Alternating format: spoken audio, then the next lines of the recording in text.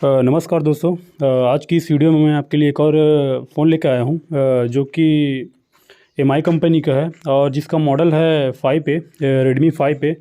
दोस्तों ये मॉडल बहुत पुराना है और मार्केट में बहुत चला है और अभी भी चल रहा है। तो दोस्तों चलिए देखते हैं इसमें जो फ़ॉल्ट है वो क्या है। तो देखिए मैं इसका कनेक्टर लगा लेता हूँ डीसी मशीन में कनेक्ट करके और आपको दिखाने की कोशिश करता हूँ कि ये ऑटो एम्पियर ले रहा है कि नॉर्मल कंडीशन में है। क्योंकि जब भी मेरे पास कोई भी सेट आता है तो पहले मैं उस सेट का वीडियो बनाता हूं और आपके साथ शेयर करता हूं। देखिए दोस्तों ये जो फ़ोन है मेरा वो ऑटो एम्पियर ले रहा है और देख सकते हैं जो इसका लाइट भी है वो डायरेक्टली जल रहा है। अभी मैंने जो है पावर बटन प्रेस भी नहीं किया है, फिर भी जो मेरा बैक लाइट है वो डिस्प्ले का जल रहा है और ऑटो एम्पियर ले रहा है। जो ऑटो एम्पियर ले रहा है दोस्तों वो समथिंग 256-300 के बीच में ऐसा कुछ है, जैसे कि आप डिस्प्ले पे देख सकते हैं। तो चलिए दोस्तों इसको देखते हैं और इसमें प्रॉब्लम क्या है वो उसे बनाते हैं। तो सबसे पहले मैं इसका मदरबोर्ड जो है फ़ोन से बाहर ला लूँगा और जो जितने भी इसके कैमरा और जितने भी इसके प्लास्टिक इक्विपमेंट है और जितने भी इसके जो कैमरा वगैरह है, सील्ड वगैरह और इसका टच का जो पत्ता है उसे निकाल लूँगा। तो देख सकते हैं आप।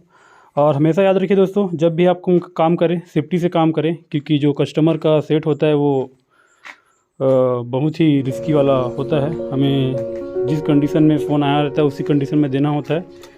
तो देख सकते हैं और मैं मल्टीमीटर का जो है स्क्रीन को वहाँ पे शो करा रहा हूँ। तो देख सकते हैं दोस्तों जो मेरा यहाँ पे मेरे को लीकेज मिल रही है। ये एक बार हम इसके जो है बैटरी कंटेंट को चेक कर लेते हैं। तो ये देखिए इसमें बी ग्राउंड है और यहाँ पे जी आर आ रहा है दोस्तों। तो मेरा जो बैटरी कंटेंट का जी आर है दोस्तों परफेक्ट मिल रहा है। और एक बार इसका ग्राउंड के साथ कंटिन्यू चेक कर लेते हैं कि ये सॉर्टिंग में थोड़ी है। तो देख सकते हैं अभी तो सब चीज़ मेरा ठीक ही लग रहा है। लेकिन देखिए दोस्तों यहाँ पे जो मेरा वीपीएच की लाइन है, जो वीपीएच की लाइन बनती है वो मेरा लीकेज आ रहा है, 256 के करीबन आ रहा है। ये देखिए यहाँ पे मेरा रीडिंग जो है उल्टा पुल्टा आ रहा है। तो यहाँ पे थोड़ा हम लोग देखेंगे, यहाँ पे भी मेरा रीडिंग है जो है वीपीएच की लाइन आती है, यहाँ पे भी मेरा जो रीडिंग है वो गलत आ रहा है। यहाँ पे समथिंग 350 के ऊपर आना चाहिए, ये देख सकते हैं आप लोग। और यहाँ पे भी जो मेरा रीडिंग है वो भी गलत ही आ रहा है। ये देखिए यहाँ पे मैं दिखाने की कोशिश कर रहा हूँ। ये देखिए यहाँ पे जो मेरा रीडिंग है दोस्तों वो गलत आ रहा है। तो ये देखिए यहाँ पे भी रिंगर सेक्शन है, रिंगर सेक्शन का जो है वीपीएच की लाइन है। और यहाँ पे भी ये नेटवर्क सेक्शन का जितने भी है और ये टच सेक्शन में कुछ वोल्टेजेस आता है, उसको भी मैं एक बार देख लेता हूँ कि यहाँ पे जो है कोई लीकेज वगैरह थोड़ी है। तो मुझे तो यहाँ पे वीपीएच की लाइन जो है वो मुझे लीकेज मिल रही है। तो एक बार मैं इसके ग्राफिक सेक्शन को देख लेता हूँ कि ग्राफिक सेक्शन में भी जो वीपीएच की लाइन आ रही क्या वो लीकेज में है। तो देख सकते हैं जो ग्राफिक सेक्शन का रीडिंग है वो भी मुझे लीकेज ही मिल रहा है और लाइट सेक्शन का भी जो है रीडिंग मुझे लीकेज ही मिल रहा है। और ये इसका VSN और VSP की सप्लाई है जिस पे यहाँ पे मैं चेक कर रहा हूँ। तो आप देख सकते हैं।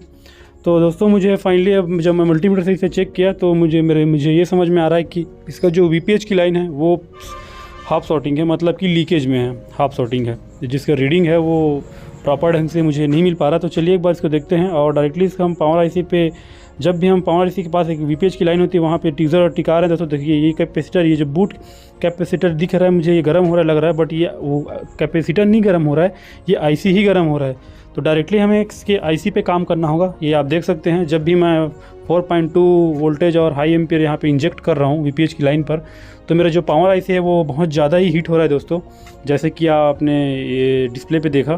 तो डायरेक्टली हम लोग इसका जो है पावर आईसी को निकाल लेते हैं और देखते हैं हमारा जो क्या बोलते हैं रीडिंग जो है वो नॉर्मल होता है कि नहीं। तो देखिए किस तरीके से जो है मैंने इसका पावर आईसी को निकाल रहा हूँ और वीडियो पर बने रहें और देखिए स्टेप बाय स्टेप कैसे एक फ़ोन को अपन लोग रिपेयर करते हैं। और साथ में ये दोस्तों और जो मैं स्टेप फॉलो कर रहा हूँ उस स्टेप से भी आप भी, अगर आपके पास ऐसा कोई हाफ शॉर्टिंग वाला फ़ोन आता है तो उसे आप रिपेयर कर सकते हैं। तो जब भी आप आईसी निकालें दोस्तों सीपीयू के ऊपर एक सिक्का या फिर कोई भी हीट सिंक वगैरह रख दें ताकि जो है सीपीयू पे हीट ना पड़े।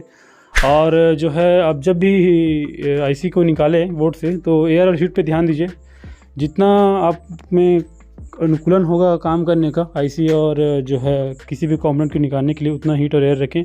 तो मैंने आईसी को निकाल लिया है और चलिए डिसऑर्डर की सहायता से मैं जो है आईसी के पैड है उसे साफ़ कर लेता हूँ, ताकि जब भी मैं आईसी बैठाऊँ तो मुझे कोई प्रॉब्लम फेस ना करना पड़े। तो देख सकते हैं कितनी आसानी से जो मैंने छोटा सा एक टुकड़ा काटा हुआ है डिसऑर्डर का, उसकी सहायता से मैं चिमटी में पकड़ कर जो है एसएमडी मशीन से हीट देकर जो है इसका सरफेस को साफ़ कर लिया है।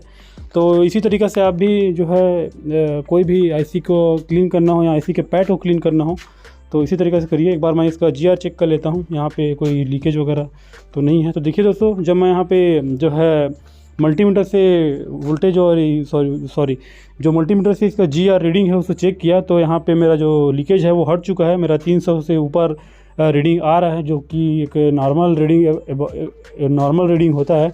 और यहाँ पे थोड़ा सा मुझे जला टाइप का लग रहा है, बट वहाँ से कुछ नहीं होगा। जब हमने हाई एम्पियर से इंजेक्ट किया था तब वहाँ पे जो आईसी गर्म हुआ था उसी का जो ब्लैक है वहाँ पे चिपका हुआ है। तो चलिए इस आईसी को एक बार बदल लेते हैं और देखते हैं। डायरेक्टली हमारा तो जो लाइन है वो शॉर्टिंग से हट चुका है और डायरेक्टली इसको जो है न्यू आईसी हम लोग लगा रहे हैं इसमें। तो देख सकते हैं कैसे हम लोग आईसी को लगाते हैं। और ध्यान ये रखिए, जब भी आप आईसी लगाएं तो एयर और हीट पे और अगल बगल में जैसे आईसी लगा हुआ है तो वहाँ पे हीट सिंक कुछ ना कुछ रख दे या कुछ सिल्वर टेप से ढक दें, ताकि जो हीट है अगल बगल फैल जाए और आपका जो बोर्ड है वो डैमेज ना हो, जो आईसी है डैमेज ना हो। तो चलिए इस आईसी को लगाते हैं और अब वीडियो पर बने हैं दोस्तों, और देखिए कि कैसे एक फ़ोन रिपेयर होता है। एक डेड फ़ोन, ये जब हमारे पास आया था तो ये डेड था और हमने मल्टीमीटर की सहायता से चेक किया तो ये जो फ़ोन है हमें ये लीकेज मिला, मतलब कि हाफ शॉर्टिंग मिला, जिसका ऑटो एम्पियर ले रहा था और ऑटो एम्पियर में जो रीडिंग था वो 256 के आसपास था। तो चलिए हम लोग आईसी लगा लिए हैं, अब इसको फ़ोन को बोर्ड में फिक्स कर देते हैं और चालू करके देखते हैं कि जो ये सेट है वो चालू होता है कि नहीं। तो चलिए अपने डीसी मशीन में आ जाते हैं और देखिए मैं जो है ये अपना ये बैटरी कनेक्टर जो है डीसी मशीन का प्रॉप कनेक्टर है उसे लगा लेता हूँ और देखते हैं जो ऑटो एम्पियर ले रहा था 256 ले रहा की। देखिए दोस्तों अभी भी 5 एम्पियर के एबव ले रहा है, तो इतना तो चल जाएगा। इसका जो पावर बटन को उसको मैं लगा लेता हूँ पहले और देखता हूँ सेट मेरा ऑन हुआ है कि नहीं। तो चलिए पावर प्रेस करते हैं। तो देखिए दोस्तों ये, हाँ दोस्तों ये मेरा रीडिंग और ये सेट मेरा, हाँ देखिए दोस्तों ये जो सेट है हमारा है वो चालू हो चुका है। ये जो हमारा सेट है वो चालू हो चुका है और फाइनली हमारा जो प्रॉब्लम था वो सॉल्व हो गया।